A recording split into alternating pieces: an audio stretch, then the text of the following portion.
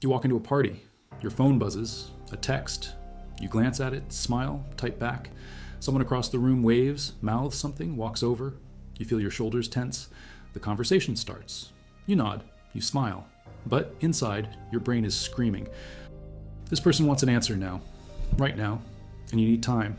Time to think, time to process, time to give them something real. But there is no time. Later that night, you're home, alone. You open your messages. Someone asked you a question 3 hours ago. Now you can answer. Your fingers move. You craft something thoughtful. You edit. You refine. You send it. They respond immediately with a heart emoji. They got what they needed. You gave them your best, but it took you 3 hours, not 3 seconds. If this is you, the world has a label ready. Antisocial, awkward, avoidant, cold, the person who doesn't pick up the phone, the one who leaves people on read, the one who'd rather type than talk. But here's what they don't tell you. Here's what the science actually shows. Your brain isn't broken. It's operating on a completely different frequency, and that frequency might make you one of the deepest thinkers in the room. Welcome to the hidden world of text preference, where silence isn't empty, where delay isn't disrespect, where choosing to write instead of speak isn't weakness. It's depth. If you value documented neuroscience and psychology history like this, subscribe. It's the best way to support our work. Also, comment from which city you're hearing this from. Also, this script is researched and factual. Using sources from the Journal of Neuroscience published in May 2020, tracking the actual differences in gray matter density between introverts and extroverts in the prefrontal cortex, and from Dr. Marty Olson-Laney's 2002 study using PT scans showing longer neural pathways in introverted brains, published in The Introvert Advantage, which cites foundational arousal research from Eysenck, 1967. These aren't pop psychology articles. These are peer-reviewed studies measuring actual brain activity. Now, back to the information. 2024, Simple Texting surveys 1,400 consumers. 84% are subscribed to business texts. 83% say texting is their top mobile activity. More than social media, more than email, more than calls. 32% open texts within 60 seconds. 90% of Gen Z checks within 5 minutes. The Pew Research Center tracks this shift over decades. 2011 study shows 31% preferred texts to calls. 53% still wanted voice. Fast forward, 2025, data from Easy Texting confirms 58%. Now say texting is the most convenient way to reach them anywhere. The preference isn't just growing, it's dominating. But here's where it gets interesting. The people who prefer texting aren't just following a trend, they're following their brain's wiring, and that wiring runs deep. Number one, the acetylcholine advantage. Your brain runs on chemicals, dopamine, serotonin, noradrenaline, acetylcholine. Each one creates a different state. Dopamine hits fast, immediate reward. The rush when you close a deal, win a game, get a like. It's the extrovert's fuel. Studies from Dr. Marty Olson-Laney in 2002 show extroverts have a higher threshold for dopamine stimulation. They need more of it, louder environments, faster conversations, quick decisions. Their brains light up in real-time social interaction because dopamine floods the reward centers. Introverts, different system. They run on acetylcholine, released when the parasympathetic nervous system activates, the rest and digest mode.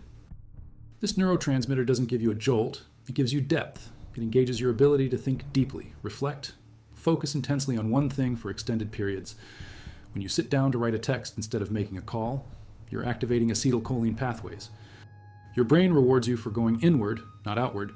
The text-preferring brain isn't avoiding stimulation, it's seeking a different kind, the kind that lets you process, the kind that lets you think. Number 2, gray matter differences. May 2020, Journal of Neuroscience. Researchers scan brains of introverts and extroverts. They find something remarkable. Introverts have thicker gray matter in the prefrontal cortex, the area responsible for abstract thought, decision-making, complex problem-solving. Gray matter density correlates with neural processing capacity. More gray matter means more neurons packed into that space, more connections, more computational power. Extroverts show thinner gray matter in the same region, but they have more in the posterior cingulate gyrus and temporal lobes, areas for processing sensory information and social cues. This isn't better or worse, it's specialization. The extrovert brain is built to read the room, interpret facial expressions, navigate complex social dynamics in real time. The introvert brain is built to go deep into abstract concepts, analyze multiple variables, construct complex internal models. When you choose to text instead of talk, You're giving your prefrontal cortex time to do what it does best. Think. A phone call forces real-time processing. A text message allows prefrontal engagement. The very structure that makes you prefer texting is the same structure that makes you a deeper thinker. Number 3, the longer neural pathway. 2002, Dr. Laney publishes findings using PET scans. She tracks how stimuli move through introverted versus extroverted brains. The path is different, physically different. In extroverts, stimuli take a shorter route. They hit the posterior thalamus, the primary sensory cortex, and move quickly to motor areas. Fast in, fast out, quick reactions, rapid responses. In introverts, the pathway is longer. Stimuli enter through the thalamus, but then they loop through the frontal cortex, engage the hippocampus for memory comparison, activate the anterior thalamus for awareness, then circle back to the frontal lobes for analysis. The information travels through more regions, takes more time, processes more deeply. This explains everything about text preference. A phone call demands immediate response. Your brain is forced to use the shorter pathway, surface processing, quick answers. But texting gives your brain permission to use the longer route, to engage memory, to cross-reference past conversations, to analyze tone, to craft a response that integrates multiple layers of meaning. The delay isn't procrastination, it's thoroughness. Number 4, cortical arousal baseline, 1967. Hans Eysenck publishes foundational research on personality and arousal. He measures baseline cortical arousal in introverts versus extroverts. Introverts start higher. Their brains are already more alert, more active, more stimulated at rest. A famous experiment demonstrates this.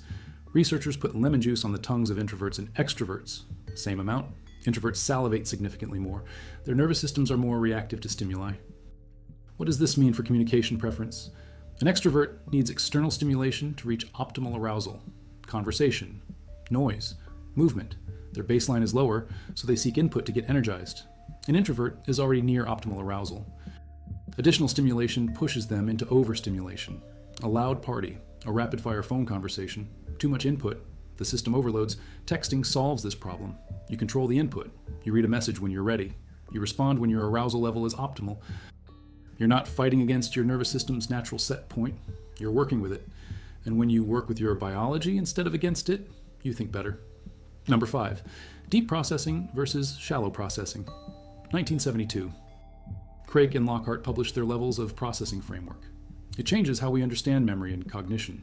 They show that information processed deeply creates stronger, more durable memories. Deep processing involves semantic analysis, connecting new information to existing knowledge, finding meaning. Shallow processing is surface level, recognizing physical features, pattern matching without understanding. 2014, a study in Frontiers in Human Neuroscience examines what triggers deep processing. Time. Engagement. The opportunity to reflect. When you're forced to respond immediately in a phone conversation, you engage shallow processing, pattern recognition, quick matching to pre-existing scripts. Your brain grabs the first available response and outputs it. When you have time to compose a text, you engage deep processing. You think about what the other person actually meant. You consider your response from multiple angles. You refine your language to convey precise meaning. February 2025. A paper in Life Journal titled, "The Neuroscience Behind Writing Examines Handwriting versus Typing." They find that writing activates broader neural networks, motor cortex, sensory areas, cognitive processing regions. The act of composing written language engages more of your brain than speaking does. Handwriting shows the most activation. But even typing engages more deliberate cognitive processing than verbal speech. Text-preferring individuals aren't avoiding depth. They're seeking it. Every text message is an opportunity for deep processing. Every delayed response is your brain doing the work that leads to stronger understanding, better retention, more thoughtful communication. If you value documented neuroscience and psychology like this, subscribe. It's the best way to support our work. Also, comment from which city you're hearing this from. Number 6, the asynchronous advantage. 2021, healthcare researchers at West Suffolk NHS Foundation Trust publish a study in BMJ Open Quality. They compare synchronous communication versus asynchronous communication among healthcare professionals.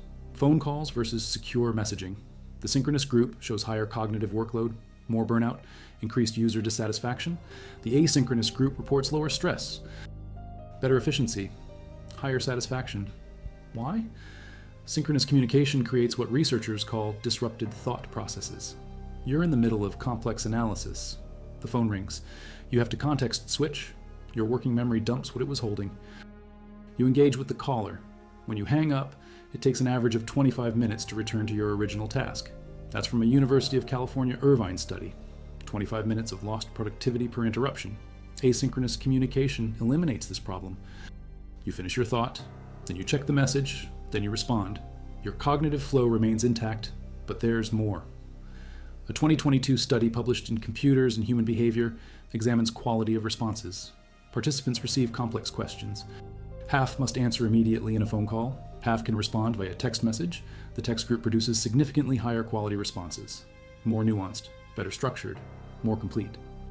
The researchers conclude that asynchronous communication allows for thoughtful and well-crafted exchanges. The flexibility to respond in one's own time enhances the quality of interactions. December 2023. UX Psychology publishes research on asynchronous communication in remote teams. They find it promotes inclusivity. Neurodiverse team members perform better. Introverts contribute more substantively. People in different time zones participate equally. The ability to review information as needed and contribute without real-time pressure leads to more thoughtful input. One researcher notes that asynchronous methods level the playing field. English-speaking extroverts with mainstream background knowledge can no longer dominate. Everyone gets time to process and formulate quality responses. Text preference isn't antisocial. It's cognitively strategic. Number 7. The Read and Read findings. 2007. Read and Read publish a study on social anxiety and communication preferences. They test whether anxious individuals prefer texting or talking. Results split down an unexpected line. Socially anxious participants prefer texting. They rate it as superior for intimate and expressive contact. But here's the twist. Lonely participants prefer phone calls. They rate texting as less intimate. This reveals something crucial. Text preference doesn't always correlate with social anxiety. It correlates with how you process emotional information. The socially anxious aren't avoiding connection. They're seeking connection through a medium that allows them to control their arousal level and craft their self-presentation. They can think before they speak. They can edit. They can ensure their message reflects their true intent without the performance anxiety of real-time social evaluation. 2024, research from the University of Central Florida examines introversion and emotional self-disclosure. Introverts show strong friendship intimacy scores. Their text-based communication allows them to share deeply without the pressure of immediate response. They build meaningful connections through thoughtful exchanges rather than spontaneous conversation. The medium matches their processing style. Number 8, the integrative complexity factor. 2019, Swiss Political Science Review publishes research on complexity of thinking. They use the integrative complexity scale. It measures how flexibly individuals process information. Low complexity thinking sees things in black and white. High complexity thinking integrates multiple perspectives, tolerates ambiguity, acknowledges nuance. The researchers study how different communication formats affect complexity. Deliberation increases integrative complexity. When people have time to think, they exhibit more sophisticated reasoning. They differentiate between perspectives. They integrate opposing viewpoints. They demonstrate what the researchers call flexibility, high levels of information search, and tolerance of uncertainty. Real-time discussion can increase complexity if the format supports it, but spontaneous verbal exchanges often push toward lower complexity. People default to their first thoughts. They anchor on initial positions. They don't have time to revise. Written communication naturally supports higher integrative complexity. You draft, you revise, you reconsider, you see your own thinking on the page and can evaluate it. You catch yourself making overly simplistic arguments and add nuance. Texting, despite being a quick medium, still offers this advantage over voice calls. You see your message before you send it.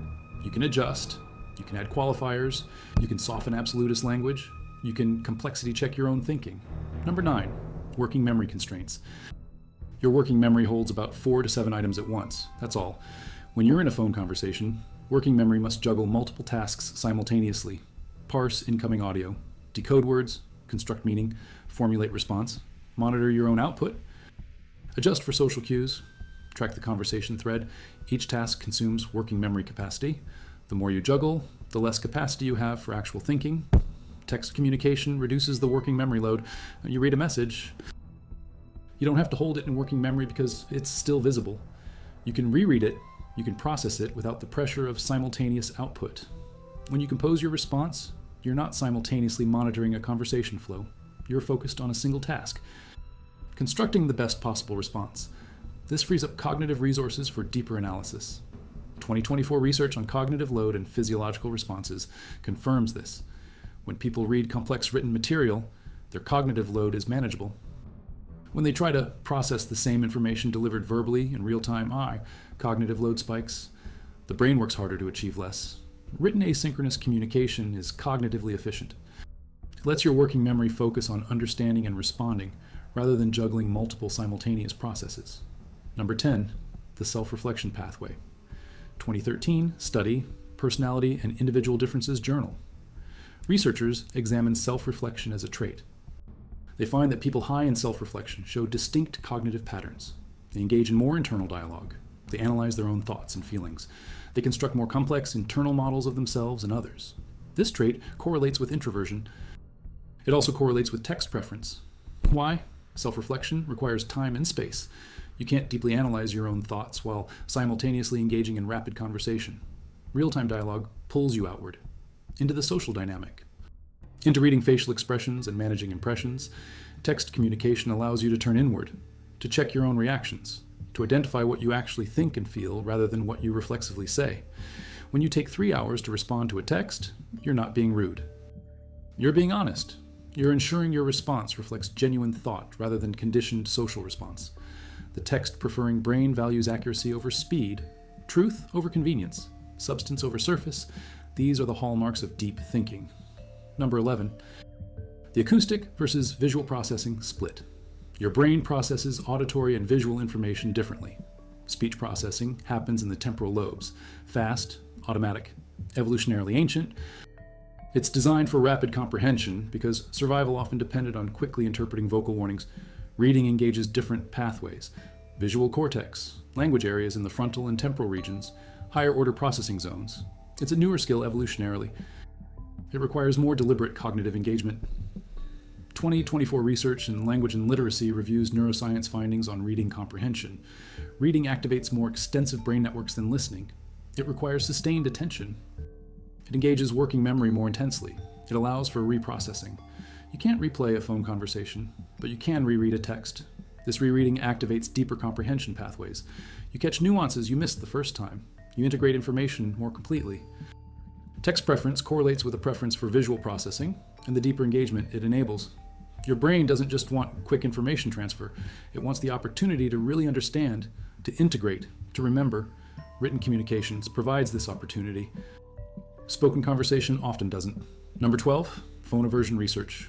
2014, Smith Scholar Works publishes research on phone aversion. They find that individuals who experience difficulty in self-presentation prefer texting. This isn't just social anxiety. It's about the cognitive challenge of managing two processes at once. Thinking about what you want to say and managing how you present yourself. For deep thinkers, this dual processing is exhausting. Phone calls demand constant self-monitoring. How do I sound? Am I talking too much? Not enough. Do they understand me? Should I clarify? Am I being awkward? This metacognitive load drains resources from actual thinking. Texting eliminates most of this.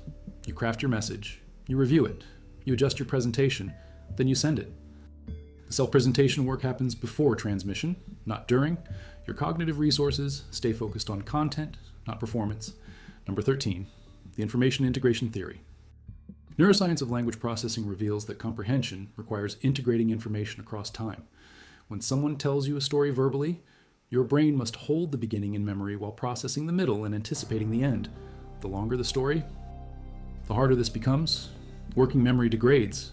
Details blur. You lose the thread. Text preserves information across time. You can scroll back, check what was said earlier, verify details, integrate new information with old information perfectly. Your understanding builds cumulatively rather than degrading as the conversation extends. Deep thinkers value integrated understanding. They want to see how all the pieces fit together. They want to track logical threads over multiple exchanges. They want to build coherent mental models. Texting supports this cognitive goal. Phone conversations fight against it. Number 14, the editing privilege. Spontaneous speech is messy. You misspeak. You use imprecise language. You start sentences without knowing how they'll end. You say things you don't quite mean. Then you have to backtrack, clarify, re-explain. This isn't just inefficient. It's cognitively frustrating for people who value precision. When you write a text, you can edit before sending. You can choose your words carefully. You can ensure your message accurately represents your thought. You can remove ambiguity. You can add necessary qualifiers. This editing privilege matters more to some people than others. If you think in loose associations and spoken language helps you discover what you think, editing feels unnecessary. But if you think in structured arguments and precise concepts, editing is essential. It's the difference between expressing a rough approximation of your thought and expressing your actual thought. Deep thinkers prefer the latter. Texting enables the latter. Speaking often doesn't. Number 15, the temporal control factor. Time is information processing. The more time you have, the more processing you can do. Phone calls impose temporal pressure. Someone is waiting. Silence is awkward. You must respond within seconds, or the conversation breaks down. This time, pressure reduces thinking quality. Research on decision-making under time pressure consistently shows that people make worse decisions when rushed. They rely on heuristics. They skip analysis. They choose the first available option rather than the best option. Texting removes temporal pressure. You can take 30 seconds or 30 minutes. The other person isn't waiting in uncomfortable silence. They're doing something else. This temporal freedom is cognitively liberating. You can think as long as you need to. You can research if necessary. You can consult your own past messages to maintain consistency. You can give the question the time it deserves. The result is higher quality thinking and higher quality communication. Number 16, the introvert percentage paradox. Estimates vary, but research suggests 25 to 50% of the population leans introverted. Myers-Briggs data from 1972 to 2002 shows a near-even split in the United States, 50.7% introverts, 49.3% extroverts. If half the population has brains wired for deeper processing, longer neural pathways, acetylcholine reward systems, and thicker prefrontal gray matter, then half the population is naturally suited for text-based communication. But cultural norms favor extroversion, verbal fluency, quick responses, social dominance in group conversations, and the education system rewards students who speak up immediately. The workplace promotes people who think on their feet. This creates a massive disconnect. Half the population is being asked to operate against their neural wiring, to respond faster than their brains can process deeply, to engage in communication modes that don't leverage their cognitive strengths. Text preference isn't opting out of communication. It's opting into a communication mode that matches your brain's actual processing architecture. Number 17, the bilateral processing advantage. 2020 research on written language processing shows that writing engages both hemispheres more intensely than speaking. The left hemisphere handles most language production, but writing activates right hemisphere regions involved in spatial processing, visual imagery, and holistic pattern recognition. This bilateral engagement creates richer cognitive processing. You're not just encoding words. You're constructing visual representations. You're engaging spatial reasoning as you organize your message. You're activating creative centers as you find the right way to express complex ideas. Deep thinkers often report that writing helps them discover what they think. The act of putting words on screen reveals connections they hadn't consciously recognized. This discovery process happens because writing activates more of the brain than speaking does. Texting, while faster than traditional writing, still engages this bilateral advantage. You're composing visually, you're structuring spatially, you're thinking multidimensionally. Phone conversation is primarily left hemisphere sequential processing. Texting is whole brain engagement. Number 18, the social conformity resistance. 2013 study on social conformity. Researchers test whether introverts and extroverts respond differently to group pressure. They present participants with clearly wrong answers endorsed by a majority. Extroverts conform significantly more often. They go along with the group even when the group is obviously incorrect. The higher the social pressure, the more extroverts conform. Introverts resist. They're more willing to state the correct answer even when it contradicts the majority. This finding reveals something about how communication mode affects thinking quality. Real-time conversation creates subtle social pressure. You read the other person's reactions. You adjust your message to maintain rapport. You soften your position to avoid conflict. You agree when you shouldn't. This social pressure operates below conscious awareness. You're not deliberately compromising your thinking, but the interpersonal dynamic shapes what you say. Texting reduces this pressure, but you don't see the other person's face. You don't hear their disappointed tone. You can state your actual position without the immediate social consequences of real-time disagreement.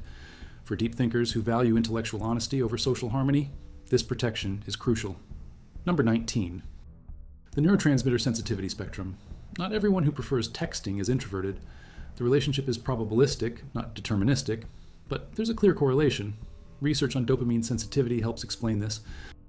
People with high dopamine sensitivity feel overstimulated by moderate levels of stimulation. A normal conversation can feel overwhelming. They're not avoiding people. They're managing their nervous system's response to stimulation. Texting provides a buffer. It delivers social connection without the neurochemical overload of real-time interaction. On the other end, people with low dopamine sensitivity need intense stimulation to feel engaged. A text message doesn't provide enough. They need the real-time feedback loop of conversation. The vocal tone, the laughter, the dynamic exchange. Neither preference is superior. They're adaptations to different neurochemical baselines. But the deep thinking capacity correlates with the high sensitivity side, the brains that process stimuli more intensely. The brains that need time to integrate all the information they're picking up. The brains that can't skim the surface because their neural architecture won't let them. Number 20, the historical shift in communication preference. Text messaging began in 1992. Neil Papworth sends Merry Christmas over Vodafone, a novelty. By 2011, Pew Research finds 31% prefer texts to calls. By 2023, multiple studies show the preference has flipped. More people want texts than calls for most communication. 2025, data confirms 83% say texting is their top mobile activity. This shift isn't just technological, it's cognitive.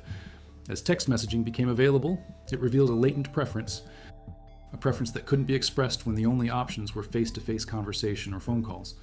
Millions of people discovered that when given the choice, they prefer asynchronous, written, edit-capable communication. This preference wasn't created by technology. It was revealed by technology. The brains were always wired this way. The tool finally matched the wiring. Number 21, the professional communication divide. Workplace research shows a growing tension. Older generations expect phone calls. Younger generations default to texts or emails. Millennials send an average of 67 texts per day, according to 2014 data. Gen Z sends even more. 2024 studies show Gen Z prefers texting for job interviews, real estate communications, customer service interactions. They're not being lazy. They're being efficient. They recognize that most workplace communication doesn't require synchronous exchange. Information can be conveyed accurately and completely through text. Decisions can be documented. Details can be verified. The preference for text in professional settings reflects an understanding that knowledge work benefits from the same cognitive advantages that personal communication does. Time to think, ability to reference information, opportunity to craft precise language, reduction of misunderstandings through written clarity. Organizations that resist this shift see it as informality or disrespect. Organizations that embrace it see productivity gains. 2021 research published in BMJ Open Quality comparing hospital communication methods finds asynchronous messaging reduces wasted time, improves accuracy, and increases staff satisfaction. The deep thinkers are right.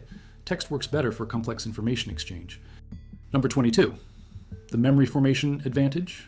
When you speak, your words disappear. When you write, they persist. This persistence has neurological consequences. Every time you reread something you wrote, you reactivate the neural pathways involved in encoding that information. This reactivation strengthens memory. Research on levels of processing shows that deeper encoding creates more durable memories. Writing is deeper encoding than speaking, the motor act of typing, the visual act of seeing your words, the editing act of refining them. Each step strengthens the memory trace. Text conversations create a searchable external memory. You can scroll back months and find exactly what was said. This eliminates the cognitive load of trying to remember previous exchanges. It also allows for better long-term relationship building. You can reference something someone told you 6 months ago because you can actually verify what they said. Your memory isn't confabulating. You're working with accurate historical data. This leads to more thoughtful, more personal, more meaningful communication over time. Deep thinkers value this continuity. They want their relationships to build on accurate shared history, not fuzzy recollections. Number 23, the control restoration paradox. In phone conversations, you're always slightly out of control. The other person can interrupt. They can change the subject. They can end the call. The flow is negotiated in real time through subtle social cues. This requires constant attention to the interpersonal dynamic. Are they getting bored? Should I speed up? Am I losing their interest?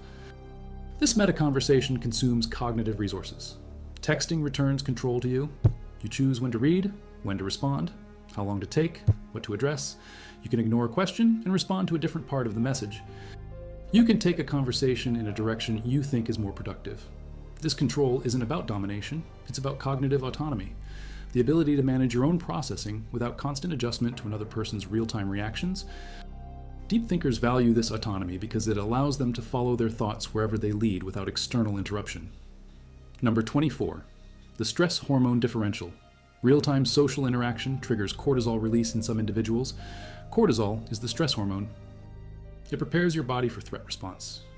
For people with social anxiety or high social sensitivity, a phone call can spike cortisol.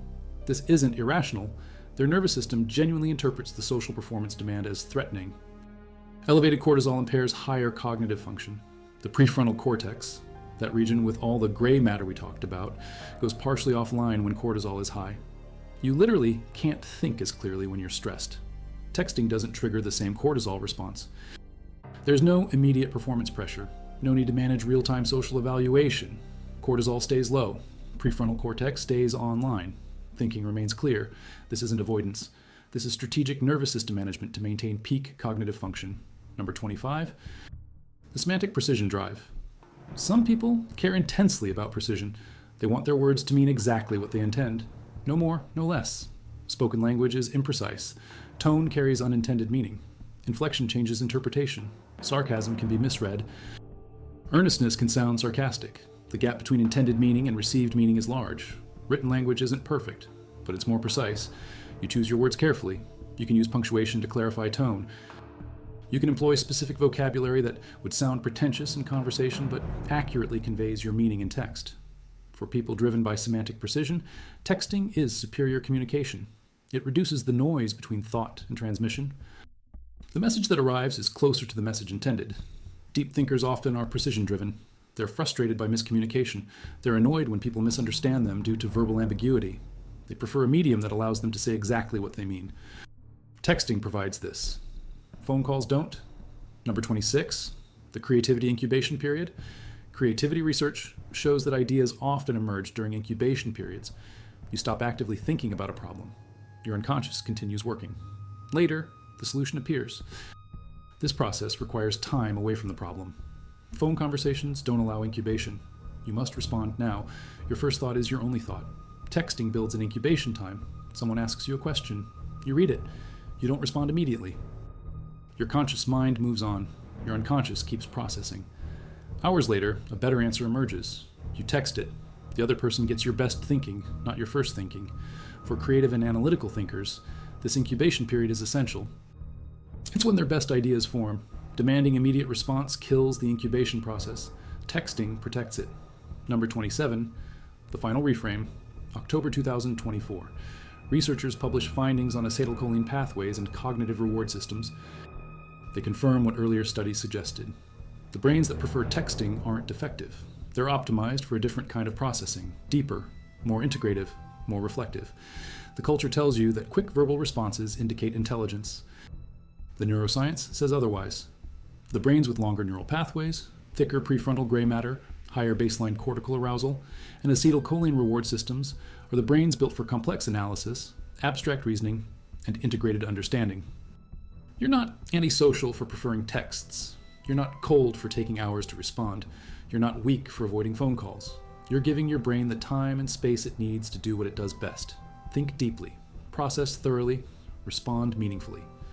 The fastest answer isn't the best answer. The first thought isn't the deepest thought. The most immediate response isn't the most valuable response. You already know this. Your brain knows this. That's why you reach for the keyboard instead of the phone. That's why you let messages sit while you think. That's why you craft your words instead of tossing them out spontaneously. The world will call you slow. You're not slow. You're deep. The world will call you difficult. You're not difficult. You're deliberate. The world will call you antisocial. You're not antisocial. You're differently social. Your relationships aren't shallow because they happen in text. They're potentially deeper because every exchange reflects genuine thought rather than reflexive social performance. April 2023. A study in Frontiers in Psychology examines upward social comparison and social anxiety among college students. They find that students who engage in careful deliberation before communication show lower rates of social anxiety-induced distress. The act of thinking before responding reduces anxiety. It creates a buffer between stimulus and response. That buffer is where wisdom lives. That buffer is where depth develops. Text communication gives you that buffer. Phone calls steal it. The person who texts you 3 hours after you asked a question isn't ignoring you. They're honoring you with their actual thoughts instead of their automatic responses. The person who sends you a long, carefully worded message isn't overthinking. They're thinking properly. The person who prefers written exchanges to verbal ones isn't hiding. They're showing up in the way that allows them to be most fully themselves. You've spent your life being told that quick verbal intelligence is the gold standard, that thinking on your feet is a critical skill, that immediate response indicates engagement. The neuroscience tells a different story. Your prefrontal cortex is running complex simulations. Your hippocampus is cross-referencing memories. Your acetylcholine system is rewarding you for going deep. Your longer neural pathways are integrating information from multiple sources. Your high baseline arousal is picking up details others miss. You're not failing to respond quickly. You're succeeding at thinking thoroughly. The text you send 3 hours later is worth more than the answer given 3 seconds after the question, because in those 3 hours, your brain did the work that actually creates understanding. It made connections. It challenged assumptions. It considered implications. It refined the idea. It found the precise words. The recipient gets the result of that cognitive process. They get your depth. And if they can't wait 3 hours for that, they don't want your depth anyway. They want your surface. Your depth is reserved for people who understand that the best thinking takes time. So here's what the science actually shows. Text preference correlates with introversion. Introversion correlates with thicker prefrontal gray matter. Thicker prefrontal gray matter correlates with abstract reasoning ability. Abstract reasoning ability is the foundation of deep thinking. Text preference correlates with acetylcholine reward systems. Acetylcholine systems reward deep focus and sustained attention. Deep focus and sustained attention are prerequisites for complex problem solving. Text preference correlates with longer neural pathways. Longer neural pathways engage more brain regions during processing. More brain region engagement creates more integrated understanding. Integrated understanding is the hallmark of depth. Text preference correlates with high baseline cortical arousal. High baseline arousal correlates with high stimulus sensitivity. High stimulus sensitivity correlates with noticing subtle patterns. Pattern recognition is central to insight. Text preference enables asynchronous communication. Asynchronous communication enables deliberation. Deliberation enables integrative complexity. Integrative complexity is sophisticated thinking. The chain is clear. The neuroscience is solid. The conclusion is unavoidable. The people who prefer texting over talking aren't avoiding depth. They're pursuing it. They're optimizing their communication mode to match their cognitive architecture. They're choosing the medium that allows their neural strengths to operate at full capacity. They're not the shallow ones. They're often the deepest thinkers in the conversation. They just need the conversation to happen at the speed of thought, not the speed of speech. And thought is always deeper when it has time to develop. You knew this already. Not consciously, perhaps, but your brain knew. That's why you reach for the text instead of the call. That's why you feel relief when you see it's a message, not a ring. That's why you do your best thinking with your fingers on a keyboard and your thoughts on a screen. You're not broken. You're not deficient. You're not less than. You're wired for depth in a world optimized for speed, and depth always wins. It just takes longer to arrive.